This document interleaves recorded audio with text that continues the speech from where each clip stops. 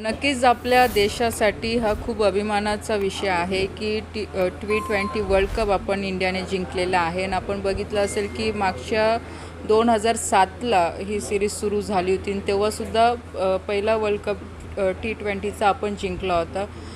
Mahendra Singh Dhoni captain होते आपल्या इंडियाचे आणि आता त्याच्यानंतर जवळपास 17 वर्षानंतर आपण हा वर्ल्ड कप जिंकतो आहे.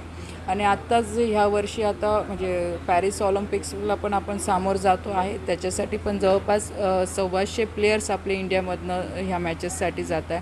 तर सगळं ऑल ओव्हर बघितलं तर क्रीडा क्षेत्रामध्ये पण मागच्या 8-9 वर्षापासनं आता अतिशय चांगलं परफॉर्मन्स आपल्या इंडियाकडनं आता होताना आपल्याला दिसतं आहे.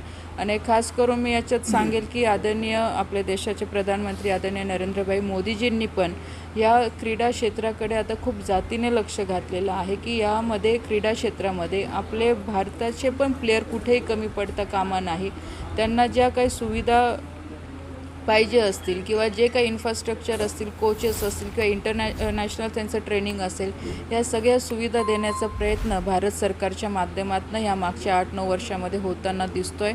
आणि येणाऱ्या पुढच्या भविष्यामध्ये पण अजून आपल्या देशातनं चांगले प्लेयर्स हे तयार झाले पाहिजे, चांगले ग्रामीण भागातले खेळाडूसुद्धा पुढे आले पाहिजे, यासाठी भारत सरकार पूर्णपणे प्रयत्न करतो आहे. T20 वर्ल्ड कप जिंकल्यानंतर खेळाडूंचं जे काही स्वागत करण्यात आलं, त्यानंतर मुख्यमंत्र्यांनी जी मदत जाहीर केली 11 कोटींची बक्षिसाची, त्यावरून एक राजकारण रंगताना दिसतंय. बघा, राजकारण मला असं वाटतं की विरोधक असं कोणतंही क्षेत्र सोडत नाही की तिथं राजकारण करत नाही. याच्यात राजकारण करायसारखं काही विषय नाही आहे. नक्कीच इंडियाची टीम ही आपल्या सगळ्यांसाठी खूप अभिमानाचा विषय आहे की त्यांनी यावेळेस वर्ल्ड कप मेहनत करून जिंकला. आज तुम्ही बघू शकतात की जे काही खेळाडू आपल्या इंडियाकडनं खेळत असतात, कोणत्याही मॅचेसमध्ये जेव्हा खेळत असतात, आज त्यांचा एक आपण म्हणतो चाहता वर्ग हा खूप मोठा आहे आपल्या देशामध्ये. पण एखाद्या मॅचमध्ये ते लॉस करत असतील तर त्या प्लेयरला तेवढं आपण काय म्हणतो सहनही करावं लागतं. तेवढ्या फॅन्सच्या तेवढ्या कमेंट्स पण त्यांना ज्या चुकीच्या पद्धतीने येतात त्याच्यामुळे त्यांचाही कॉन्फिडन्स बऱ्याच वेळा लूज होत असतो. पण तरीसुद्धा प्लेयर येणाऱ्या मॅचेससाठी पूर्णपणे तयारी करत असतात की जेणेकरून येणारी मॅच ते आपल्या देशासाठी जिंकू शकतात. आणि त्यांनी मॅच जिंकलं म्हणजे आपल्या देशासाठी तो खूप मोठा अभिमान असतो. इतर जगासमोर इतर देशांपुढे आपल्या देशाचं मान सन्मान सगळा वाढत असतो.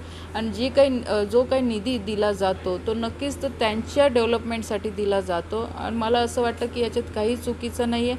आज तुम्ही इतर खेळ जरी बघितले तर त्यासाठी सुद्धा स्पॉन्सरशिप असेल किंवा त्या खेळाडूंना प्रोत्साहन देण्यासाठी बरेचसे बक्षिसं किंवा त्यांना पुढे आणण्यासाठी ह्या पद्धतीचे लोक सहकार्य करत असतात.